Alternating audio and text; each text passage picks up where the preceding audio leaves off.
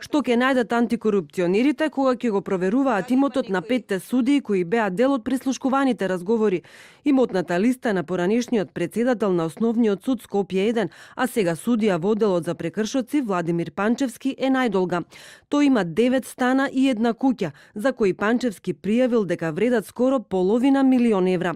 2 стана се во сопственост на неговите родители, а за сите други Панчевски во анкетниот лист напишал дека ги наследил.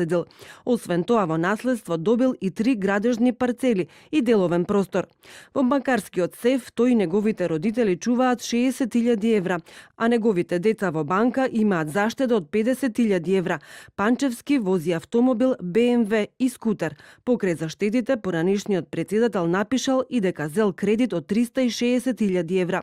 Долга е листата со имотот и на актуелниот председател на Врховниот суд, Јово Вангеловски, кој беше изненаден што антикорупционерите веднаш излегле во јавност со најава дека ќе го проверуваат неговиот имот. Вангеловски има 4 стана, деловен простор, градежно и земјоделско земјиште, уметнички слики, скапи часовници и накид. Во банка има и кредити. Вози Мерцедес хибрид вреден 60.000 евра. Покрај тоа има уште и 3 автомобили, Lexus, Toyota, Chrysler. Вангеловски поседува акции, има приходи и од дивиденди и кирии. Антикорупционерите ќе проверуваат дали 5 судии го пријавиле целиот имот што го поседуваат или пак нешто имаат сокриено од јавноста. Истовремено ќе се проверува дали тој имот е стекнат на легален начин.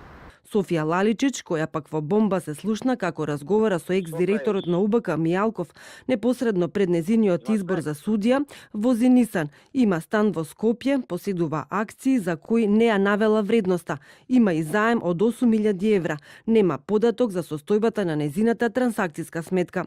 Имотот на поранешната председателка на Судскиот совет, Александра Зафировска, не е јавно достапен. Судиката од Вишиот управен суд Светлана Костова пак пријавила кредити, стан во Скопје и автомобил Toyota Auris. И таа во бомбите разговараше со екс-директорот на УБК за уплата на провизија од набавка на израелска опрема за прислушкување. За сите овие 5 судии, Стейт департментот во извештајот за човековите права напиша дека дозволиле политиката да се меша во судството.